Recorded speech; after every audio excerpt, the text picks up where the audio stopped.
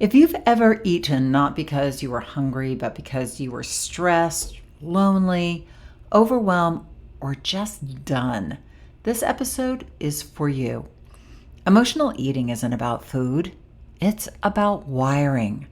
When your brain learns that food equals relief, it will keep sending you there, even when you know better. Today, I'm going to show you why that pattern keeps repeating and how to shift out of it. We'll talk identity, emotional mastery, and one simple daily tool that can stop stress eating before it starts.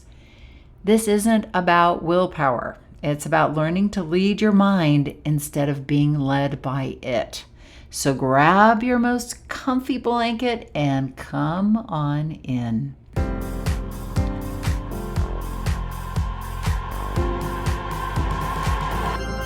Did you know that our struggle with weight doesn't start with the food on your plate or get fixed in the gym?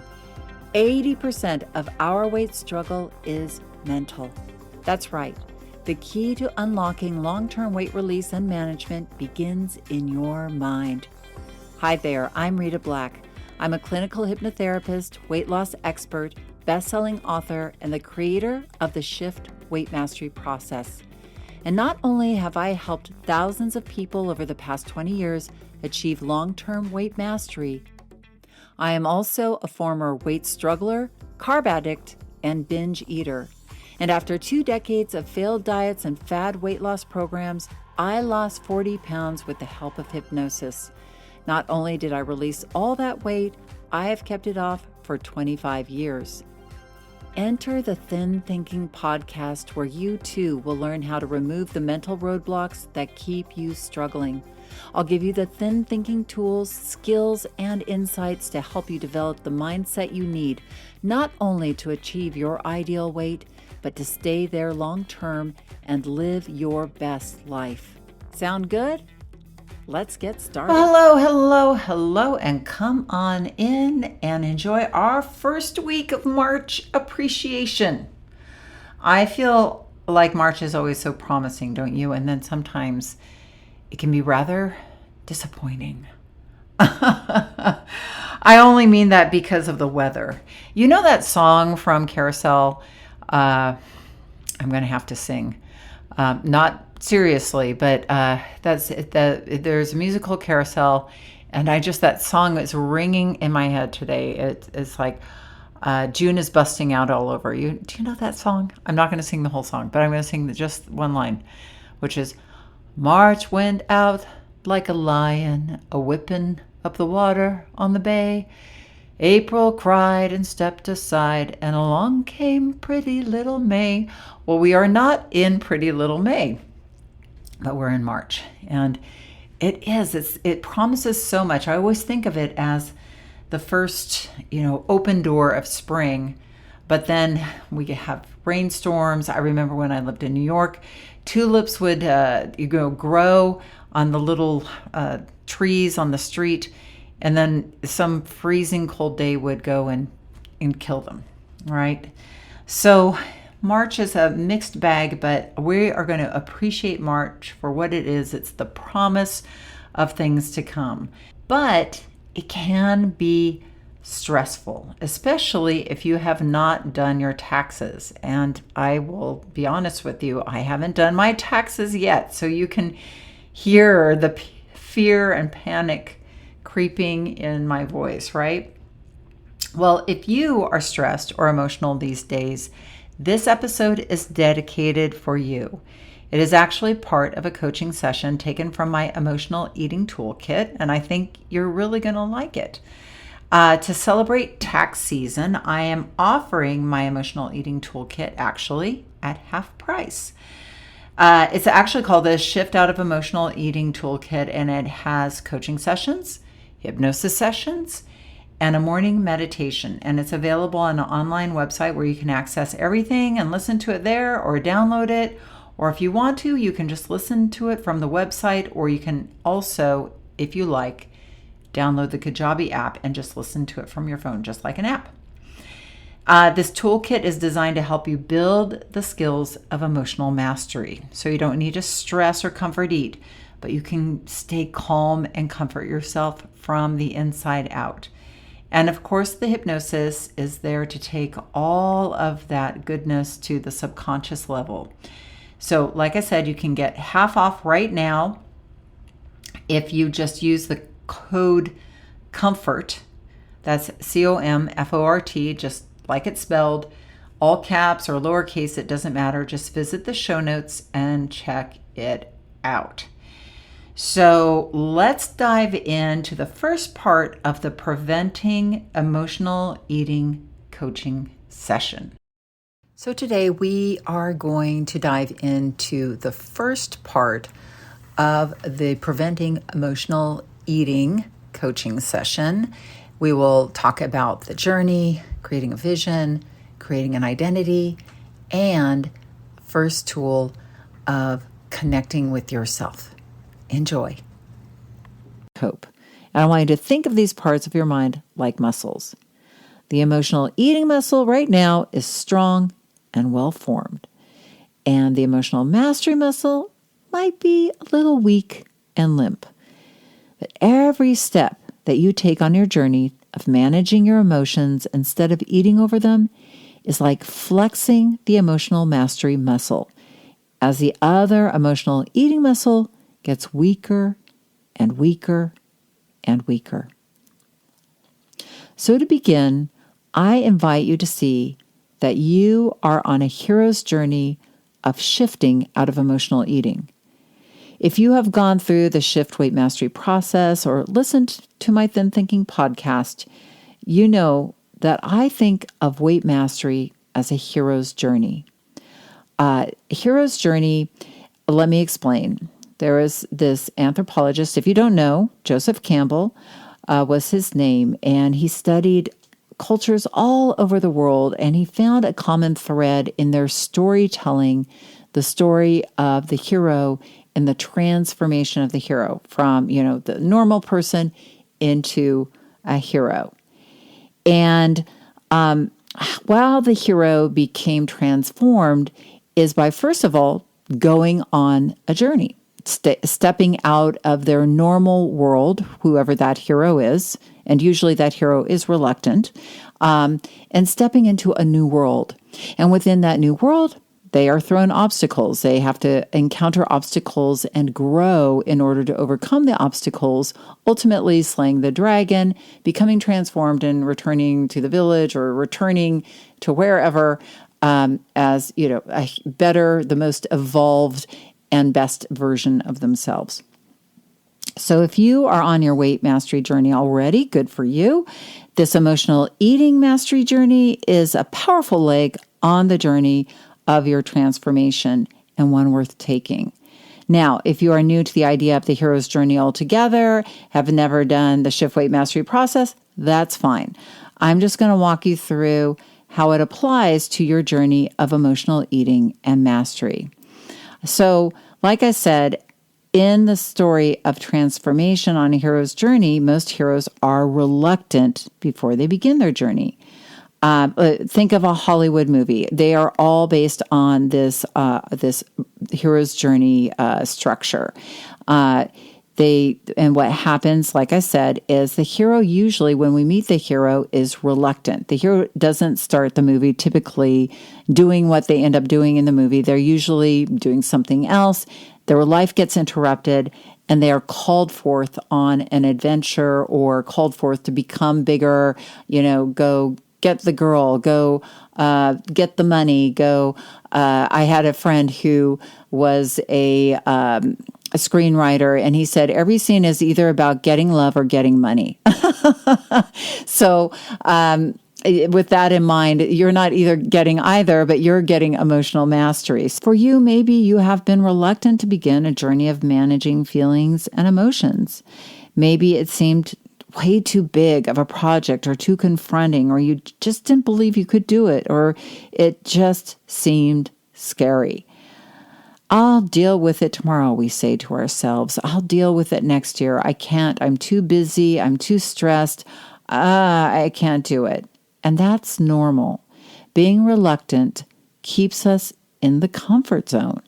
Not that that zone is comfortable. Struggling with weight and emotions is not comfortable, but it's familiar.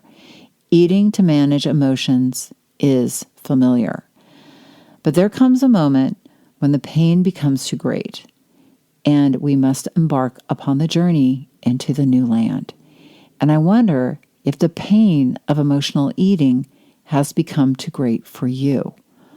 Are you here because the familiar isn't comfortable anymore and you're willing to stretch into this new journey, this new world, this new idea of yourself? Well, if you are, good for you. I'm here with you. You know, emotional eating or comfort eating, it's really an interesting term because we think of it as like eating for comfort. It numbs us from the feelings.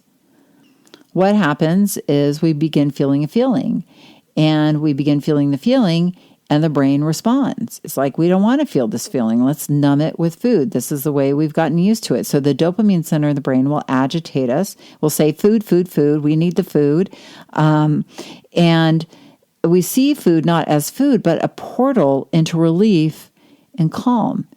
And when we eat, it relieves the dopamine agitation, and that agitated feeling, that stressed feeling goes away, giving us a perceived feeling of calm, but it really hasn't calmed us, but relieved the agitation of expecting the food. But then the sugar or refined foods hits our system, and that sets up this need, that feeling, this response for more sugar and fat, and we eat more, and then we feel imbalanced, and then we feel bloated, and then we ultimately feel really mad at ourselves. So then, in order to get out of that pain of having overeaten, we promise ourselves that we're going to be good tomorrow, which, if you haven't noticed, diverts our thinking about the thing that caused us to feel bad in the first place. And okay, maybe that sounds good, but then the problem is that whatever caused us to feel bad is still there in the shadows. But now on top of it is we feel bad about overeating. But at least, interestingly, that pain is familiar and not as scary as maybe the feeling we were feeling in the first place. And we can always control that bad feeling of having overeaten by promising to start over on a weight loss tomorrow or to be good tomorrow, which ultimately wipes the bad feelings away momentarily. But then we start over again tomorrow, and yada, yada. So you can see that this keeps us stuck in that cycle, because the next time we eat for our emotions, the whole inner cycle happens over again, and we feel even more pain over and over again, feeling more chaotic and out of control and worse about ourselves. So maybe this is where you are right now. And if this is, just take a moment to allow yourself to acknowledge that this is where you are, and that is okay. Take a breath. We've got to start from somewhere. And feel that feeling of being ready and acknowledging where you're starting from. And just let that wash through you. And notice how that feels in your body.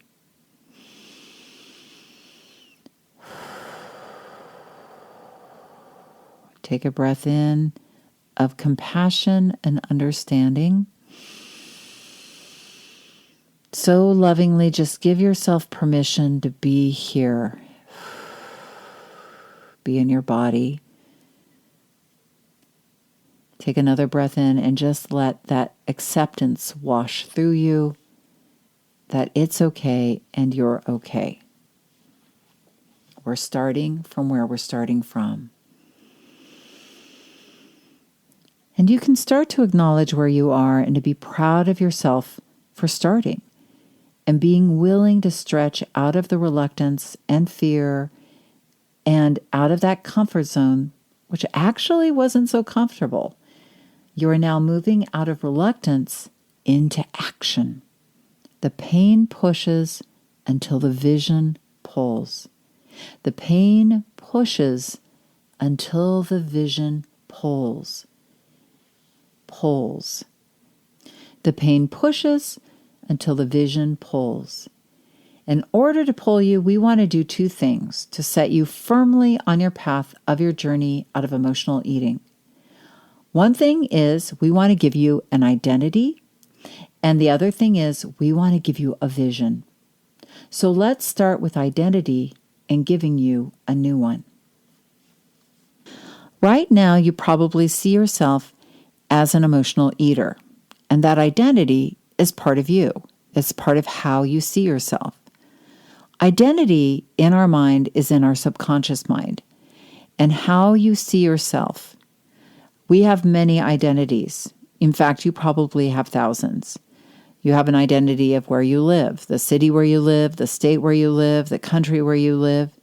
I am a Los Angelian. I also live in a community called St. Andrews Square. I live in a county. I'm a Southern Californian. I am a Californian. I am an American. I'm a citizen of the United States of America. So you can see just by my location, I have many identities. I'm a mom. I'm a hypnotherapist. I'm a wife. I'm a gardener. I'm a biker. I am a weight master. You can see how the identities go on and on. You have a role in your family. You have your work, or maybe you're retired, or you're a student, or you're a dog owner, or a cat lover. And when we struggle with our weight, we see ourselves as a weight struggler, and that's part of all these identities that swirl together in our subconscious mind and create our idea of ourselves. So there's many identities under the umbrella of weight struggler even. There's maybe sugar addict and exercise hater and social eater and emotional eater. And this emotional eater identity has you trapped, out of control, can't handle the feeling, I need food for comfort. So it creates these negative and limiting beliefs about ourself, just the identity does. When we try not to emotionally eat, the brain doesn't understand. We're an emotional eater. It's part of our identity. That's who we are. So there's a tension. So in order to shift out of emotional eating, we need to begin with identity. When we try to not emotionally eat, the brain doesn't understand. We are an emotional eater. That is who we are. And so there's a tension, and the brain doesn't understand. So in order to truly shift out of emotional eating, we need to step into a new identity to let the old one go. Now, in the Shift Weight Mastery process, we shift from weight struggler to an apprentice of weight mastery. And the reason for that is when we step into that, we become a learner.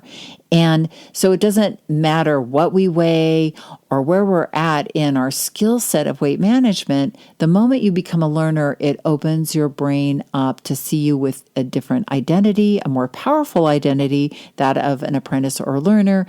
But it also opens your brain up to learning. You're looking forward. It's a forward-thinking identity rather than a passive identity. So as an emotional eater, we want to become an apprentice of emotional mastery. Now, why is this important? Well, this is a learning journey, and all heroes on their journey are apprentices. They are learning lessons, and you are going to be learning the lesson of shifting out of emotional eating and becoming an apprentice of emotional mastery.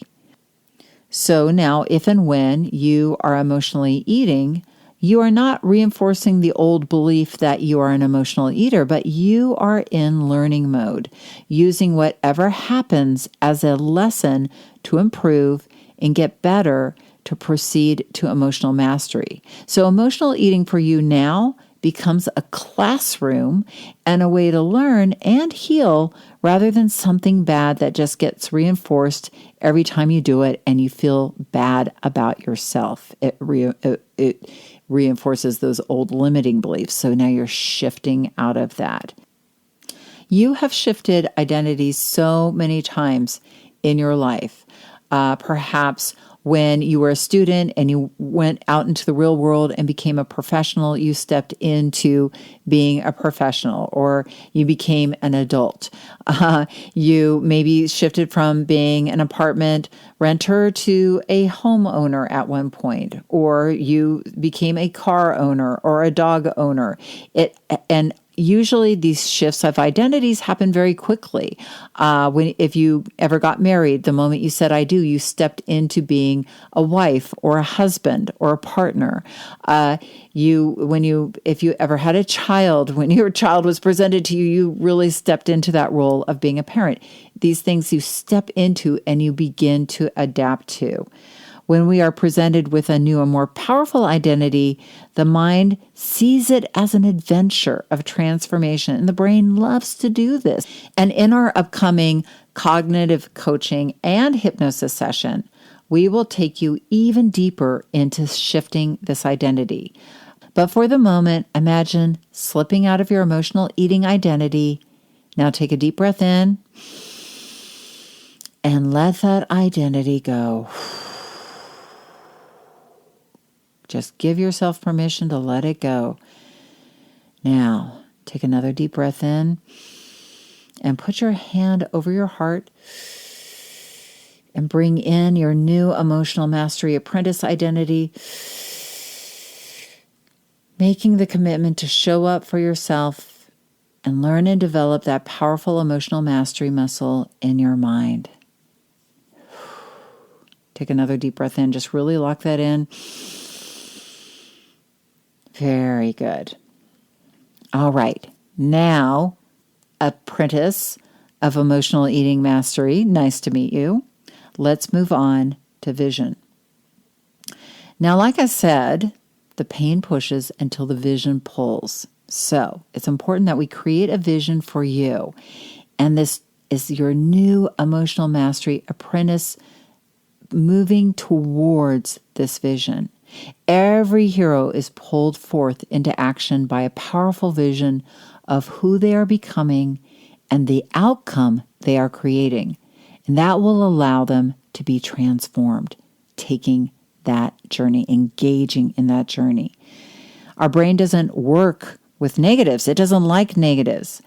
So if you have been trying not to emotionally eat and have been unsuccessful, it is probably because you have been focusing on not emotionally eating, but you haven't given your brain any idea of what it wants in its place. So let's create a vision of your achieving emotional mastery. We will be working on this more deeply in the Preventing Emotional Eating hypnosis, but for the moment, just close your eyes. Take a deep breath in and close your eyes if you can. And take a moment, start to imagine what that might look like. A vision of you out in your future, 6 months from now, managing stressful days, managing emotions that come up from the inside out. See yourself reacting to the stresses of life with calm authority. See yourself advocating for yourself, soothing yourself with comforting practices like taking a deep breath, with using your mind to soothe you and not food to soothe you, but where you are soothing yourself instead. It is totally possible for this to happen. But if any negative thoughts come up like, this is silly or this is stupid, this ain't possible, thank those thoughts for sharing and come back to the image. We will be working with those thoughts later. Just keep focusing on being open to the idea that this is possible and that you are now on the path of fulfilling this vision.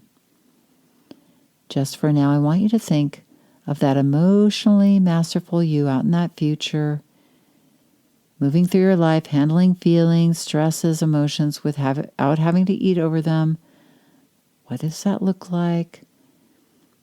And now I'd like you to look into that emotional, masterful you out in your future. I'd like you to look into their eyes and see the confidence and compassion and strength in those eyes. How does this emotional, masterful you look? Healthier? Slimmer? What are they wearing? And I'd like you to notice how this emotionally masterful you is reaching out their hand to you to join hands with you, and just join hands in your imagination and feel that strength. I would like to suggest this emotional, masterful you is your inner guide on your journey to emotional mastery. So you've created this in your mind, this emotionally masterful you, and they are your guide. They are here to coach you, to nurture and soothe you, and to be a powerful inner support for you on these days ahead.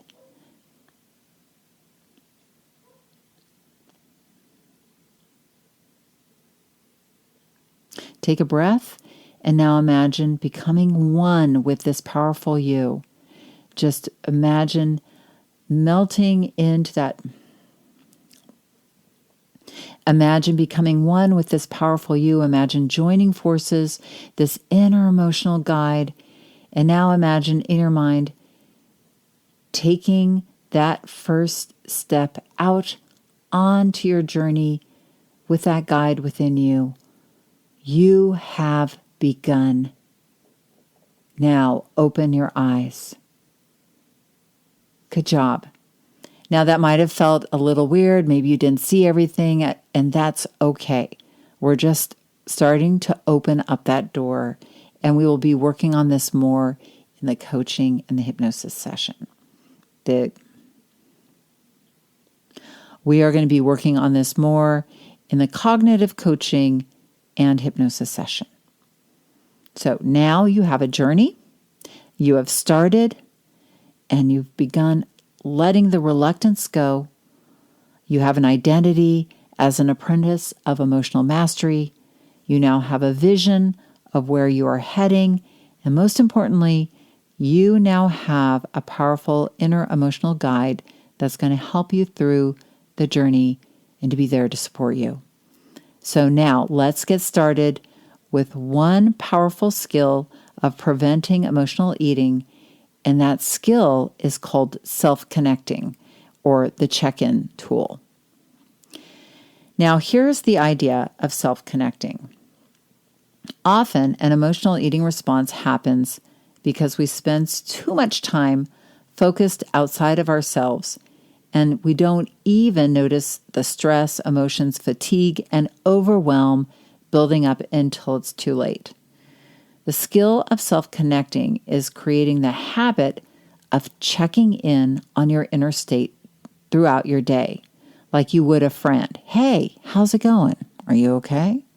But often we check in on everything and everyone except ourselves. We rush through our day almost only in our minds, not even paying attention to our body or our body's needs or what feelings are going on within our body until it's too late.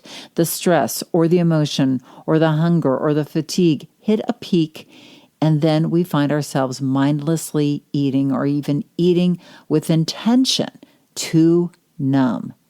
So the skill of checking in on yourself, your body and emotional state is a way to be your own best friend throughout the day and to start to create emotional mastery and resilience.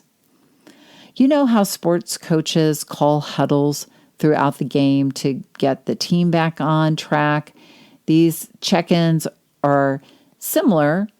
I call them self-care huddles. You do one with yourself, and they can be really fast. They maybe take a minute or two, but they help you tend to yourself, your needs, every few hours.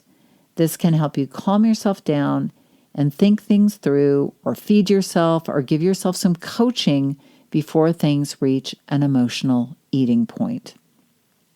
These daily check-in huddles also serve as a way to calm your brain down.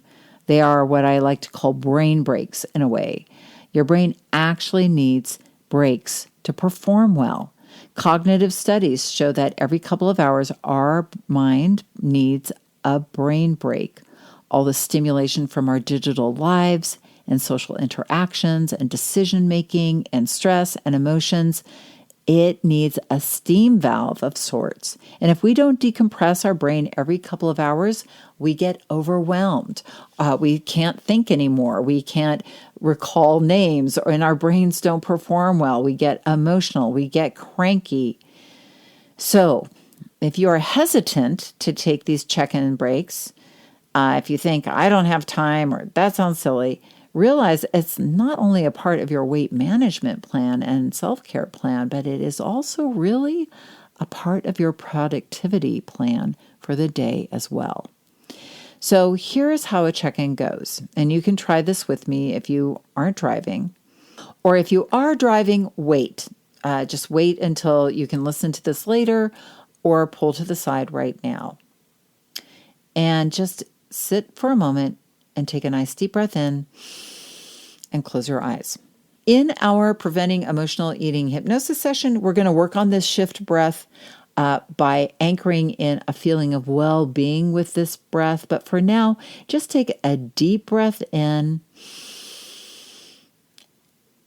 and then another one. And then if your eyes aren't closed, please close your eyes.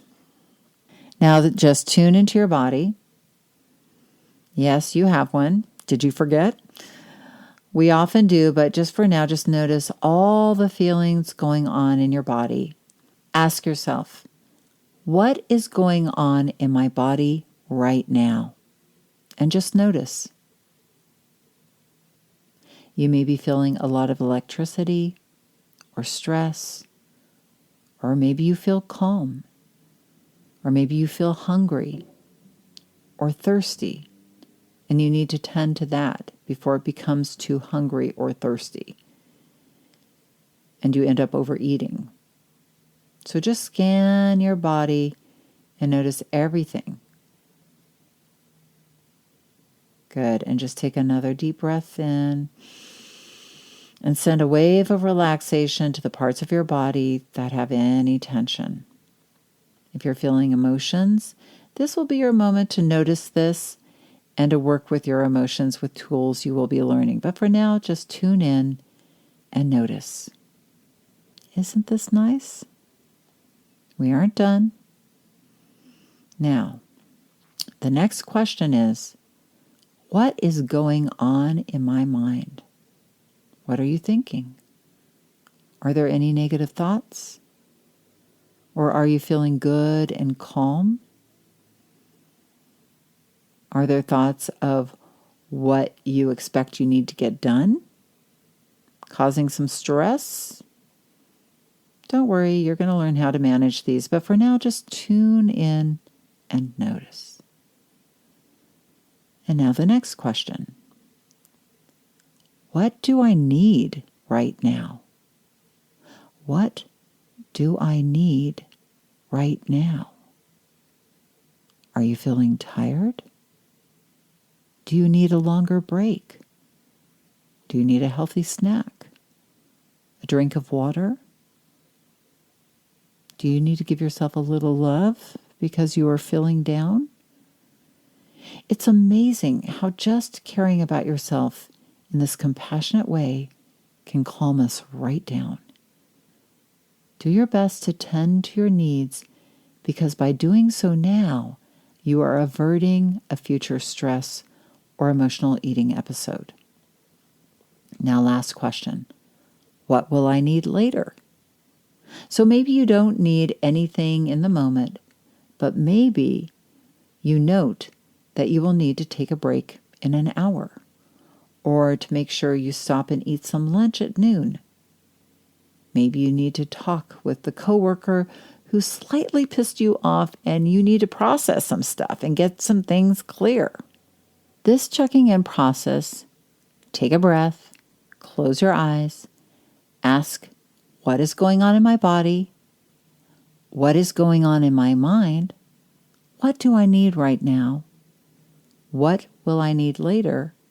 Is a quick but powerful way to regulate your brain, body and emotions over the course of your day. What are the times I suggest? Well, I think waking up and doing this before you get out of bed will start your day with so much more mindfulness, and it will set you up for success. Mid-morning, midday, afternoon, before dinner, even in the evening, if you are someone who might be snacking at night mindlessly, this can help a lot. I want to walk you through what this might look like, and I'm going to use my client, Jeannie. When she came to see me, she was depleted and spent, struggling with her weight and feeling totally out of control with her eating. She said, I eat my feelings and I don't even know what I'm eating. I'm just eating to calm down. I eat for stress. I eat when I'm mad. I eat when I'm sad. Jeannie was 50 and totally sandwiched in between raising teenage kids. Her daughter was in club volleyball and her son was struggling with math, and also taking care of her 80-year-old diabetic mom who lived with her. She also worked full-time for a property management company, and her husband worked construction, so he was up and out of the house early and often was away a few days a week on job sites out of the city. So Jeannie was waking up to a huge list of things she needed to do in order just to get out of the house in the morning. Her first thoughts were, hurry up, as she went through getting the kids together, breakfast, lunches, getting her mom her coffee and medication, getting herself into the car and off to work. And she was lucky if she had time to eat anything. There was no self-care happening, just reaction to the needs of the day, like she was running a marathon. And when she got to work, it was more of the same. Since she was the office manager, she started with her emails and then calls coming in. And then she was making sure that the plumbers and the electricians and the handymen were getting the things needed done on the properties, as well as managing the bookkeeping and following up on collecting past due rents. Around 10 a.m., she would usually find herself in the staff room, pouring a cup of coffee, putting lots of creamer in, and grabbing what there was, maybe donuts from yesterday, leftover half of a sandwich, or even granola bars. She would spend about 5 minutes in there just coming down, eating to come down from her big, busy morning. And it made her feel more calm, but when she got back to her desk, she felt mad at herself. She should have brought something healthier to eat. Why was she such a failure? These were the thoughts going on in her mind.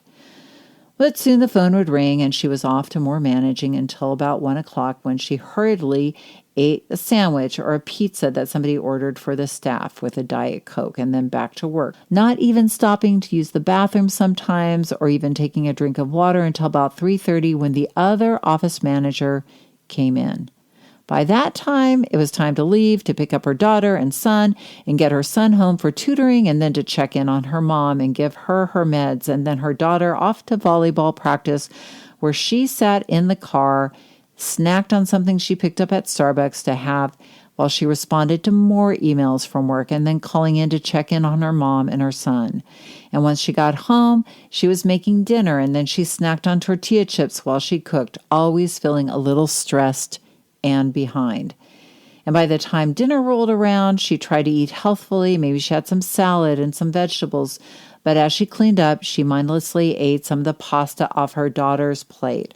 And her husband hits bed early because he has to wake up early. So when the kids and her mom head for their rooms for the night, she finally gets to sit in front of the TV and finds that ice cream totally helps her soothe her long, crazy day. And she goes to bed now mad at herself for being out of control. She never means to eat the ice cream, but it calls her name so loudly. Wow. I feel tired just thinking of Jeannie's day. But you can see how her emotional and comfort eating is the only coping mechanism that she's had to deal with all the busyness and stress of her day. Jeannie isn't at fault.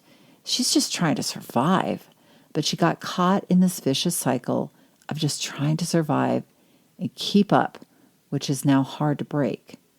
Jeannie spent all of her life focused on responses outside of herself until it was too late and food was the only thing she had to douse out the fire of her inner life. Maybe you can relate.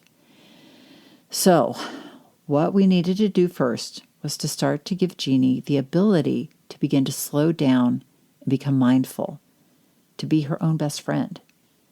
And what was going on the inside of Jeannie, tuning into that instead of just tending to the world and its needs, she needed to tune in to Jeannie and her needs before the needs turned into mindlessly eating as a response. How? Well, was starting with connecting with herself many times over the course of her day with the check-in. Now you can imagine how a busy person like Jeannie was going to react to the idea of check-ins. What? I can't do that. I mean, it sounds nice, but I don't have time to brush my teeth, let alone check in on myself, she said. I explained to her, as I'm explaining to you, check-ins don't take much time, but they will not only calm down your mind and help you prevent emotional eating, but they also let you connect with that powerful emotional manager inside of you. And you will not feel so alone because maybe right now you're feeling very alone with all of this. Jeannie began to tear up. Yes, I feel very alone and helpless. I don't know how to stop the madness. And it feels like a madness. I mean, it feels like I can't keep going like this. Would you be willing to try this on? I asked. Okay, I guess so. What do I do? So I walked Jeannie through what I walked you through, also mentioning that you can have a preset check-in that you do every day. But also just when you start to feel in your mind or your body that feelings beginning to feel that stimulation, then you can also do a check-in. So Jeannie began her day with a check-in in bed in the morning. And it was hard.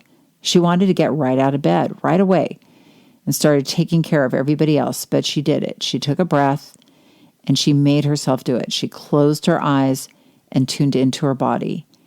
And she began to notice how her heart was racing. So she took a few more deep breaths and just slowed down and asked herself the question, what do I need today? And that calm voice in her mind said, you need to remember to bring lunch. What else? Jeannie, you stop at 10 o'clock and drink some water and breathe again instead of going to the staff room. Well, that was interesting, Jeannie thought. So she got out of bed and she noticed that as she went through her morning getting ready, she felt not just more calm, but she felt like she was connected to her body a bit more. She did another check-in when she dropped the kids at school before heading to work, calming herself again. What do I need? The voice said. I need to have quiet in the car and not that news blaring on the way to work. Maybe I should have some peaceful music. And she noticed how nice and soothing the classical music channel was. She didn't even really like listening to news, but it was just a stressor blaring in the background. And when she got to work, she fought the urge to get out of her car and dash inside to her desk, but she just took another moment to check in again while that calming music played. And she noticed she needed to eat. And she had a hard-boiled egg that she brought to stabilize herself before her morning. So she ate it and promised herself to check in again mid-morning. And as she went through her day, checking in every couple of hours, her day flowed better. She felt more connected to herself, less in need of going to the staff room to stuff down feelings with food. And for a quick midday break, instead of going to the staff room, she decided to take a couple of minutes and go outside with her water bottle and sit in the sun, which felt amazing. As she went through her workday, she still got her work done, but she did it without all the fire alarms going off in her head. And if they did go off, she took a deep breath and closed her eyes and took 5 more breaths, which just calmed her down. In the afternoon, when she took her daughter to volleyball, she opted not to go to Starbucks, and she asked herself what she really needed. And she realized what she needed was a walk, and she took that instead. And when she walked, she thought about what she needed that evening. And it was then that she also planned to have a small but healthy snack before making dinner so that she wouldn't mindlessly snack. And when she tuned in after dinner, instead of eating ice cream in front of the TV, she noticed what her body really wanted was a hot bath and a cup of herbal tea. And so she gave it to herself. She went to bed not depleted and spent, but feeling relaxed and good about herself and her self-care. So can you see how just these little, loving, self-connecting check-ins or huddles can go a long way toward warding off emotional eating? Well, I hope you enjoyed that session, and if you liked it, please visit the show notes and grab the Emotional Eating Toolkit for half price. Like I said, use the word comfort, and I hope you've done your taxes, and if you haven't, don't worry, we'll get them done. I believe in you and I believe in me.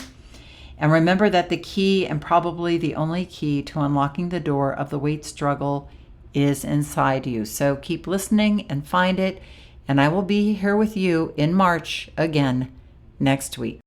If you want to dive deeper into the mindset of long-term weight release, head on over to www.shiftweightmastery.com. That's www.shiftweightmastery.com, where you will find numerous tools and resources to help you unlock your mind for permanent weight release, tips, strategies, and more.